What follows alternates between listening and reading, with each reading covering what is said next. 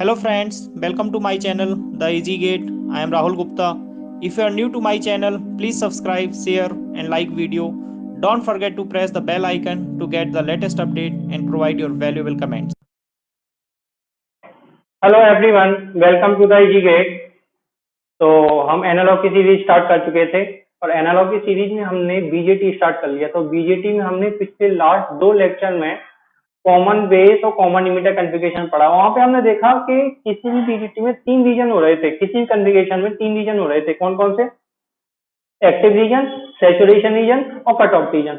तो इस तरह के क्वेश्चन अब हमें पहचानने हैं कि अगर बीजेटी में बाइसिंग की गई है, बाइसिंग का मतलब होता है कि उसमें डीसी वोल्टेज और डीसी करंट प्रोवाइड कराना।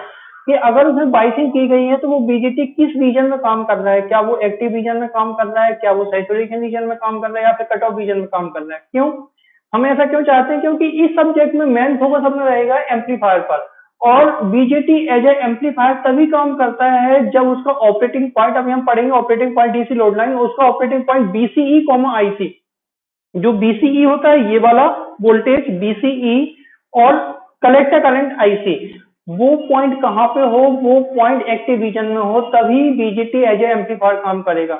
तो किसी भी डिवाइस में अगर मैं बात करूं, किसी भी इलेक्ट्रॉनिक डिवाइस में दो तरीके के आपके सिग्नल होते हैं, एक तो डीसी सिग्नल होता है और एक आपका एसी सिग्नल होता है। डीसी सिग्नल हम क्यों प्रोवाइड करते हैं? किसी भी इलेक्ट्रॉनिक डिवाइस में डीसी सिग्नल प्रोवाइड करने का मतलब है बाइसिंग करना। बाइसिंग का मतलब यही होता है डीसी वोल्टेज और डीसी करंट प्रोवाइड करना, ताकि वो डिवाइस एक प्रॉपर मैनर में, एक प्रॉपर रीजन में, एक प्रॉपर वे में काम कर सके। जैसे एग्जांपल लूं मैं बीजेटी का, कि अगर मुझे उसको एज ए एम्पलीफायर काम कराना है तो हमें ऐसी बाइसिंग करनी पड़ेगी ताकि वो एक एक्टिव रीजन में काम करे। अगर मुझे उसको एज ए स्विच काम कराना है तो इसका मतलब हमें उसकी ऐसी बाइसिंग करनी है, अगर वो ऑफ स्विच की तरह काम करना चाहता है तो कट ऑफ रीजन में हो, अगर वो ऑन स्विच की तरह काम करना चाहता है तो वो सैचुरेशन रीजन में हो। तो सबसे पहले तो अगर आपको सर्किट में बाइसिंग की गई है, बाइसिंग मतलब है डीसी वोल्टेज और डीसी करंट प्रोवाइड की गई, ये सारी जो वैल्यू लिखी हुई है 10 वोल्ट, 2.7 वोल्ट, 40 के, 2.5 के, इन सब का मतलब है हमने एक्सटर्नल लगाया है, इसकी हमने बाइसिंग की है। अपना बीजेटी तो क्या है? अपना बीजेटी से बिजनेस है, थ्री टर्मिनल डिवाइस बीजेटी ये है, हमने इसके टर्मिनल पे बाइसिंग की है। अब हमें देखना ये है कि हमने बाइसिंग तो कर दी। अब ऐसा नहीं कि आप कुछ भी वोल्टेज लगा दो, कुछ भी रेजिस्टेंस लगा दो, आपको बीजेटी काम करने लगे, ऐसा कुछ नहीं होता है। आपको एक प्रॉपर बाइसिंग करनी पड़ेगी, प्रॉपर वोल्टेज लगाना पड़ेगा, प्रॉपर रेजिस्टेंस लगाना पड़ेगा, तभी वो एक प्रॉपर रीजन में काम करेगा। तो अगर आपकी बाइसिंग की गई तो आपको जानना पड़ेगा कि वो एक्टिव रीजन में काम कर रहा है, सैचुरेशन रीजन में, आपका कट ऑफ रीजन में काम कर रहा है। तो इस तरह के क्वेश्चन आपके एग्जाम में जरूर मिल जाते हैं, किसी ना किसी वे में जरूर मिल जाते हैं। या तो वो डायरेक्टली पूछ लेगा, पहले वो पूछता था, डायरेक्टली पूछता था, पहले के क्वेश्चन जो आते थे गेट के, डायरेक्टली पूछता था कि आपको बाइसिंग दे देगा, बोलेगा कि ये किस रीजन में काम कर रहा है। आजकल के क्वेश्चन कैसे आते हैं? आजकल क्वेश्चन आपकी बाइसिंग कर देगा, कोई ना कोई रेजिस्टेंस छोड़ देगा, बोलेगा उस रेजिस्टेंस की वैल्यू कितनी होगी कि वो सैचुरेशन रीजन में काम करे, या फिर उस रेजिस्टेंस की वैल्यू कितनी होगी ताकि वो एक्टिव रीजन में काम करे, या फिर कोई ना कोई एक ऐसा पैरामीटर पूछ लेगा और वो कंडीशन दे देगा कि बीजेटी सैचुरेशन रीजन में या फिर एक्टिव रीजन में काम कर रहा है। तो सिंपल सी बात है। या फिर दूसरी तरीके से क्वेश्चन कैसे देगा, जैसे ये क्वेश्चन है, उसने बोल दिया कलेक्टर करंट निकालो। उसने सिर्फ इतना बोला है कि जो बीटा है, बीटा 100 है, बीबीई 0.7 वोल्ट है, तो कलेक्टर करंट निकालो। अब आप क्या करते हो, जैसे अभी अपन ने डीसी बाइसिंग के डीसी के क्वेश्चन किए थे बीजेटी के, उसमें हमने क्या किया था, सिंपल केसीएल केवीएल लगा के और हमने आईसी बीसी की वैल्यू निकाली थी वहां पे। बट वहां पे मैंने आपको बताया था कि अभी हम क्या मान के चल रहे हैं कि ये एक्टिव रीजन में काम कर रहा है। आपको ध्यान हो, मैंने उस लेक्चर में बताया भी था कि उस लेक्चर में हमने जितने भी क्वेश्चन किए थे, हमने बताया था कि हम यहाँ पे एक्टिव रीजन मान के ही सॉल्व कर रहे हैं, बट जरूरी नहीं कि वो हमेशा एक्टिव रीजन में हो। और अगर एक्टिव रीजन में नहीं है तो अपनी जो तीन इक्वेशन थी करंट की वो वैलिड नहीं होगी, सिर्फ एक इक्वेशन वैलिड होगी, वो है IC plus I plus I equal to zero. तीनों करंट का जो समीशन है वो हमेशा जीरो होगा। ये हमेशा वैलिड है, चाहे सैचुरेशन में हो, चाहे एक्टिव में हो, चाहे कट ऑफ में हो। ठीक है। तो सबसे पहले हम क्या करते हैं कि इसमें क्वेश्चन पूछा गया है कि कलेक्टर करंट निकालो, तो हम कलेक्टर करंट निकालने की कोशिश करते हैं। फिर देखते हैं कलेक्टर करंट की जो वैल्यू आ रही है वो क्या सही है, जो हमने वैल्यू निकाली है वो क्या सही है, देख लेते हैं। अभी हमने क्या है, अभी हमें सिर्फ इतना पता है कि बीबी दिया गया है, तो हम बीबी को यहाँ पे बोल देते हैं कि दिस इज बीबी 0.7 वोल्ट। और बीटा की वैल्यू दी हुई है 100। तो सबसे पहले तो हम यहाँ पे केवीएल लगा देते हैं। तो केवीएल लगाने पे हमें क्या मिलेगा देखेंगे। हम केवीएल लगाएंगे तो माइनस का 2.7 plus 40 K into IB plus 0.7 equal to 0। तो यहाँ से जो IB की वैल्यू आएगी वो आएगी 2.7 माइनस 0.7 अपॉन 40 के, you will gate 50 micro ampere, 50 micro ampere या फिर 0.05 मिली एम्पियर, आप किसी फॉर्म में लिख लो। यहाँ पे IC इक्वल टू क्या होता है, IC इक्वल टू होता है बीटा इंटू IB। आपको सिर्फ इतना पता है IC equal to beta into IB। तो यहाँ से करंट कितनी आएगी 100 into 50 micro ampere, you will get 5 milli ampere, 5 milli ampere. ये आपने IC की वैल्यू निकाल दी, बट क्या ये IC की वैल्यू सही है? जो आपने IC की वैल्यू निकाली 5 मिली एम्पियर, क्या ये वैल्यू सही है? हमें चेक करना पड़ेगा कि हमने 5 मिली एम्पियर तो निकाल दी, बट क्या ये सही है? सही होने का मतलब ये है कि क्या ये एक्टिव रीजन में काम कर रहा है। जो हमने ये कैलकुलेशन की है, हमने क्या मान के की है कि BJT एक्टिव रीजन में काम कर रहा है, बट क्या सच में एक्टिव रीजन में काम कर रहा है? एक बार चेक कर लेते हैं। एक बार आपको चेक करना पड़ेगा, जब भी आपका ऐसा क्वेश्चन आएगा तो एक बार आपको चेक करना पड़ेगा। तो देखो, अगर या तो वो ऐसा बोल दे कि ये BJT एच एम्पलीफायर काम कर रहे हैं, एम्पलीफायर काम करने का साफ साफ मतलब ये होता है कि वो एक्टिव रीजन में काम कर रहा है। बट अगर इस तरह से क्वेश्चन आता है तो आपको एक बार जरूर वेरीफाई करना पड़ेगा क्वेश्चन को कि जो मैंने करंट निकाली है क्या वो मेरी करंट सही है। ऐसा तो नहीं है कि कट ऑफ या सैचुरेशन रीजन में काम कर रहा हो। तो एक बार BC की वैल्यू निकालने की कोशिश करते हैं। जरा मैं यहीं पे निकालता हूँ BCE की वैल्यू कितनी आएगी, देखेंगे। BCE की वैल्यू आएगी 10 माइनस IC इंटू 2.5 के। 10 माइनस IC की वैल्यू आई है 5 milli ampere into 2.5 K, you will get minus का 2.5 वोल्ट। BCE तो निगेटिव आया, और हमने जब इसके क्वेश्चन किए थे, आपको ध्यान हो तो मैंने वहां पे साफ साफ बताया था कि एक्टिव रीजन में NPN के लिए BCE पॉजिटिव होता है और PNP के लिए निगेटिव होता है। तो ये चीज आपको ध्यान रखनी है कि यहाँ पे BC क्या आई है, निगेटिव आई है। निगेटिव का मतलब क्या है, जो BCE की वैल्यू मैंने वहां पे बताई थी, BCE की वैल्यू तो BCE सेट से कम है। और BCE सेट की वैल्यू मैंने वहां पे कितनी बताई थी, 0.2 वोल्ट बताई थी एक प्रैक्टिकल BJT के लिए, 0.2 वोल्ट, एक NPN के लिए 0.2 वोल्ट और PNP के लिए माइनस है 0.2 वोल्ट। तो देखो BC की वैल्यू तो लेस देन BC सेट आई हो। मैंने वहां पे बताया था कि अगर BC less than BC set है, इसका मतलब BJT is operating in saturation region। और अगर सैचुरेशन रीजन में काम कर रहा है, इसका मतलब जो हमने यहाँ पे करंट निकाली है 5 मिली एम्पियर, ये तो बिल्कुल गलत हो जाएगी। ये आंसर नहीं है आपका, ये चीज ध्यान रखना। 5 मिली एम्पियर आंसर नहीं है। तो अब हम कैसे पहचानेंगे? एक तो आपका यही तरीका हो गया कि BCE less than BC set आए अगर, तो BJT हमेशा सैचुरेशन रीजन में काम करेगा।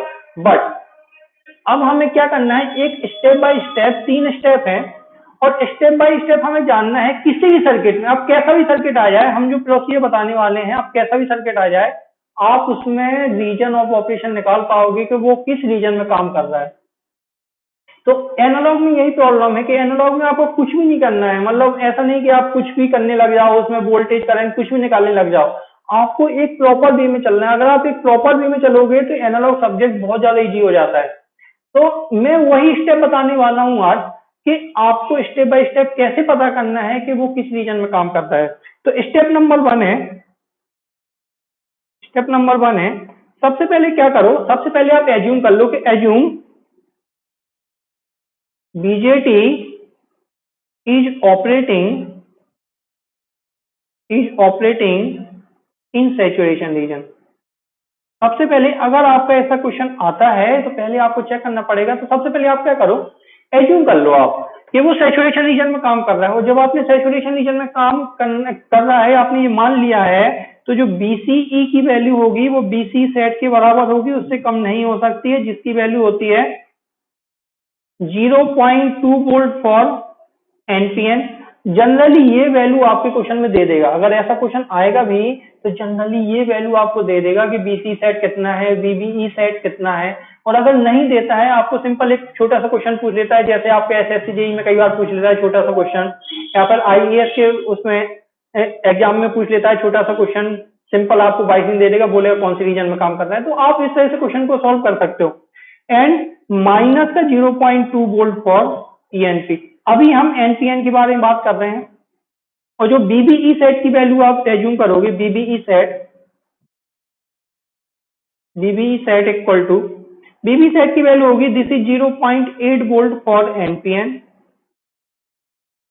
एंड दिस इज माइनस का 0.8 वोल्ट फॉर पीएनपी। ये दो वैल्यू आपको एज्यूम करके चलनी है। जैसे ही आपने माना कि बीजेटी एक्टिव सैचुरेशन रीजन में काम कर रहा है, तो सबसे पहला काम यही हो गया कि सबसे पहले आपको यही मान लेना है कि बीसी सेट की वैल्यू इतनी है और बीबी सेट की वैल्यू इतनी है। सेकंड स्टेप नंबर टू वो क्या है, calculate IC and IV independently का मतलब है कि don't use IC equal to beta IV. आपको IC equal to beta IV नहीं यूज करना है, क्योंकि IC equal to beta IV तो काम कब वैलिड है, जब बीजेटी एक्टिव रीजन में काम कर रहा है। बट हमने क्या मान लिया है कि वो सैचुरेशन रीजन में काम कर रहा है, तो आपका ये वाला जो expression IC equal to beta IB ये वैलिड नहीं होगा। तो आपको आईसी और आईवी इंडिपेंडेंटली आपको अलग अलग निकालना है, अलग अलग अप्लाई करके, अलग अलग केवीएल अप्लाई करके आपको आईसी और आईवी निकालनी है। स्टेप नंबर 3 क्या होगा, स्टेप नंबर 3 अब हमें निकालनी है आईवी मिनिमम। जो आपकी यहां से आईसी आएगी, यही इसी को आप बोलोगे आईसी सेट, तो आईवी मिनिमम निकालनी है। आईवी मिनिमम इक्वल टू होगा आईसी सेट अपॉन बीटा। ये 3 स्टेप फॉलो करने हैं बस। पहले आपको मान लेना सैचुरेशन रीजन में, दूसरे में आपको आईसी और आईवी निकालना है, जो आईसी होगी वही आईसी सेट होगी। फिर निकालना है आपको IB minimum equal to IC sat upon beta. अब आपको सिर्फ कंक्लूजन देखना है, क्या है कंक्लूजन। जब आपने ये 3 स्टेप फॉलो कर लिए, तो आपको सिर्फ ऑब्जर्व करना है, क्या ऑब्जर्व करना है, पहला कि अगर आईवी की value greater than IB minimum है, जो हमने यहां से आईवी निकाली, स्टेप नंबर 2 से आईवी निकाली, और स्टेप नंबर 3 से आईवी मिनिमम निकाली। जो आईवी है और आईवी मिनिमम है, आपको चेक करना है, अगर IB greater than IB minimum है, तब क्या हो जाएगा, BJT offset in saturation reason.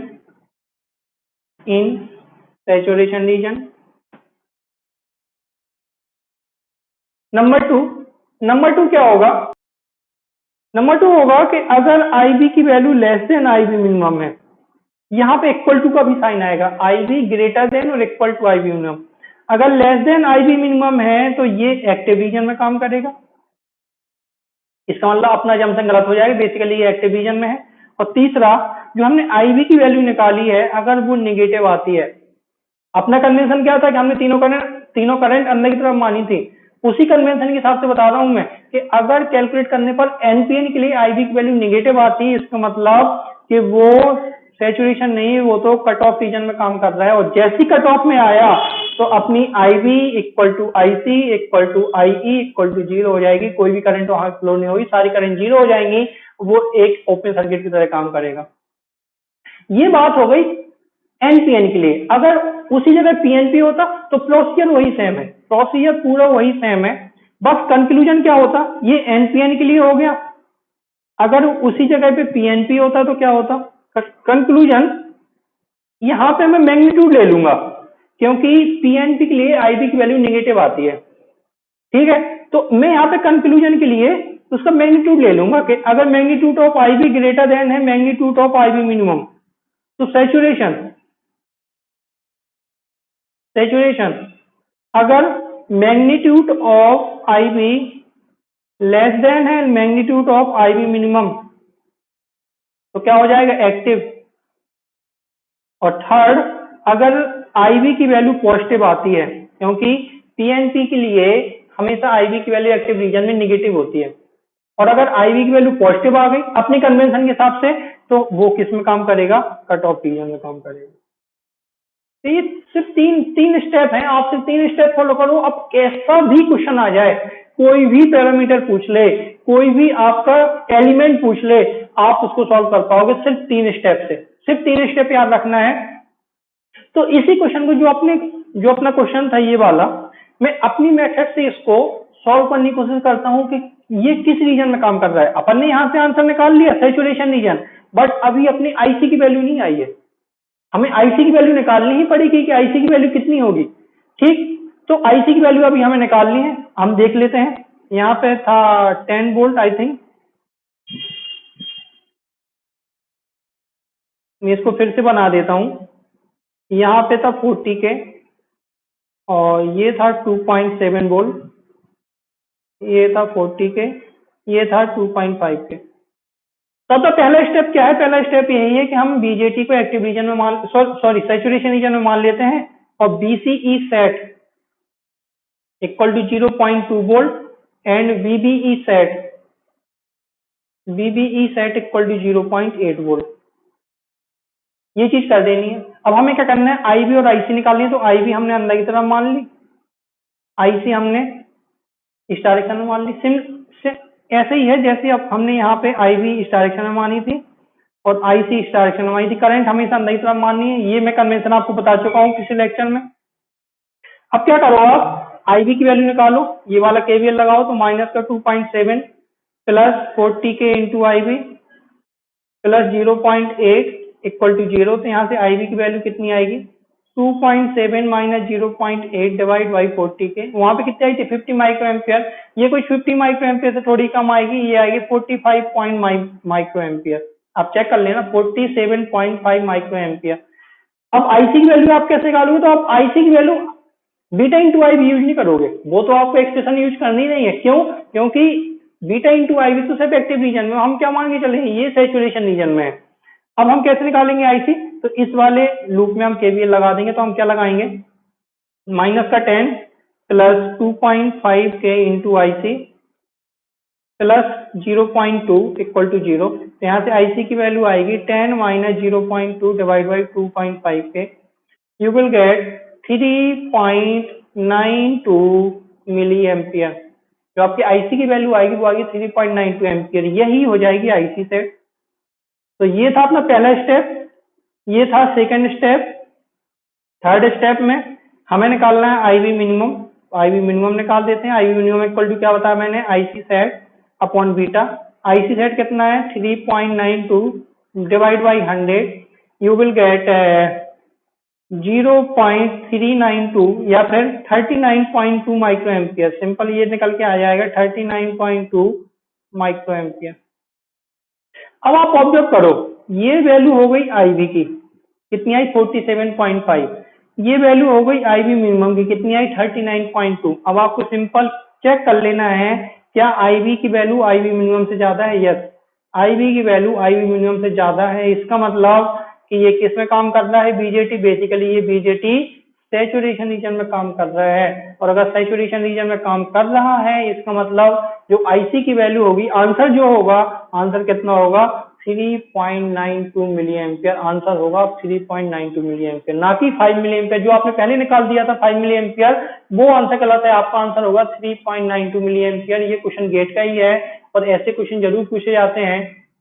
और आजकल यही क्वेश्चन, क्योंकि ये पुराना पैटर्न है गेट का, क्यों कि वो डायरेक्टली पूछ लेता। अब यही जो पुराना पैटर्न होता था गेट का, अब यही क्वेश्चन अब वो एसएससी जेईई और इसके आईईएस के एग्जाम में पूछता है, छोटे छोटे क्वेश्चन।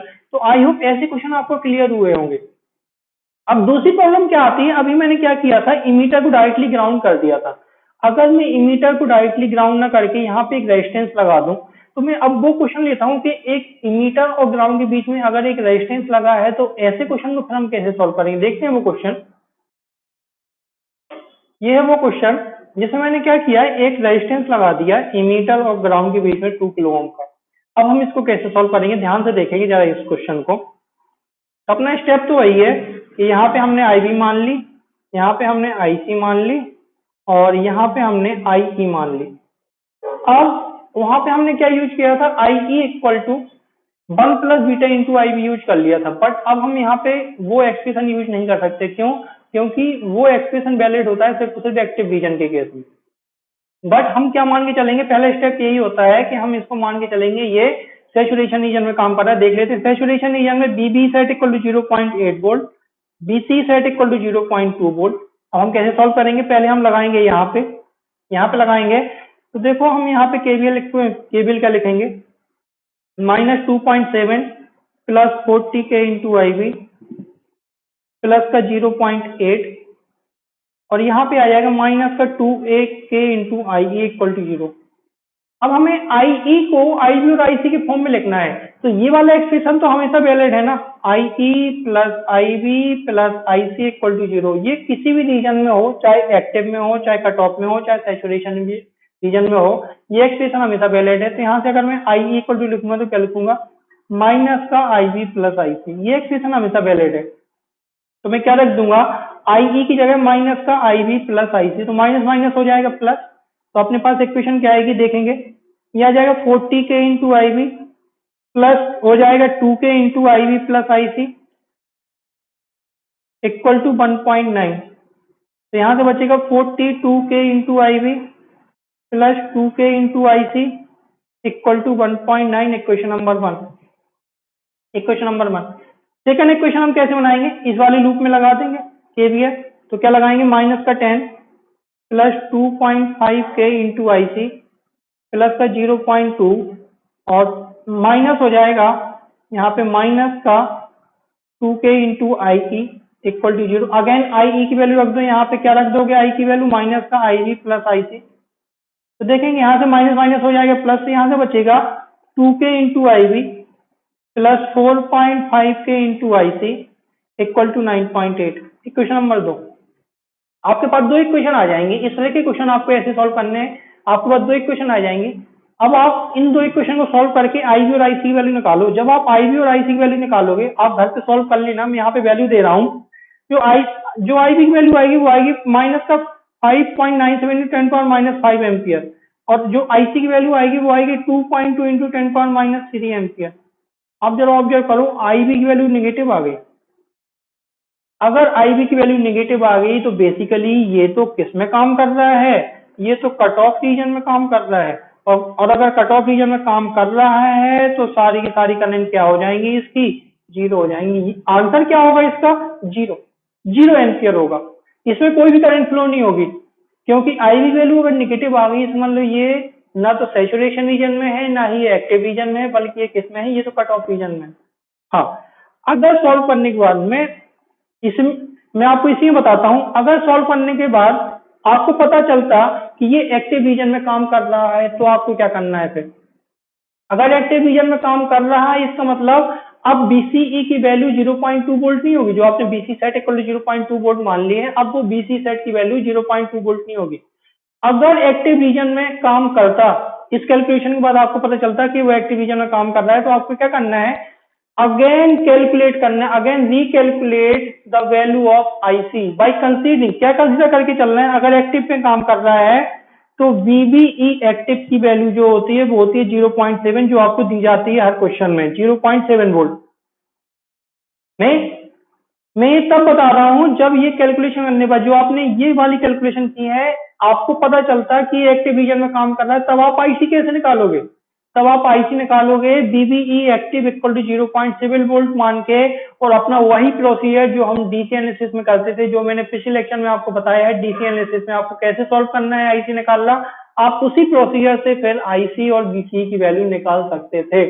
तो आई होप आपको ये लेक्चर बहुत अच्छे से क्लियर होना चाहिए, क्योंकि ये वाला लेक्चर बहुत ज्यादा इंपॉर्टेंट है अगर आपको आगे जाके एम्पलीफायर पढ़ना है, अगर आपको बाइसिंग करनी है, क्योंकि बाइसिंग का मेन पर्पज यही होता है, बीजेटी में बाइसिंग का मेन पर्पज यही होता है अपने एनालॉग सब्जेक्ट में, कि बीजेटी एक्टिव रीजन में काम करे। और एक्टिव रीजन में कब काम करेगा, जब आप प्रॉपर तरीके से बाइसिंग करोगे, प्रॉपर डीसी वोल्टेज लगाओगे, प्रॉपर रेजिस्टेंस लगाओगे। ऐसा नहीं कि आप कोई भी रेजिस्टेंस लगा दो, कोई भी वोल्टेज लगा दो और वो एक्टिव रीजन में काम करने लगे, नहीं, ऐसा नहीं होता है। आपको एक प्रॉपर वोल्टेज लगाना पड़ेगा, आपको एक प्रॉपर रेजिस्टेंस लगाने पड़ेंगे, तभी वो जाके वो एक्टिव रीजन में काम करेगा। उसका जो ऑपरेटिंग पॉइंट है वो लोड लाइन के मिडिल में होगा, अभी मैं बताऊंगा लोड लाइन क्या होता है। तो आई होप ये वाला लेक्चर आपको समझ में आया होगा। If you really like my video, please like, share and subscribe to this channel. Please like, share and subscribe to this channel. Thank you.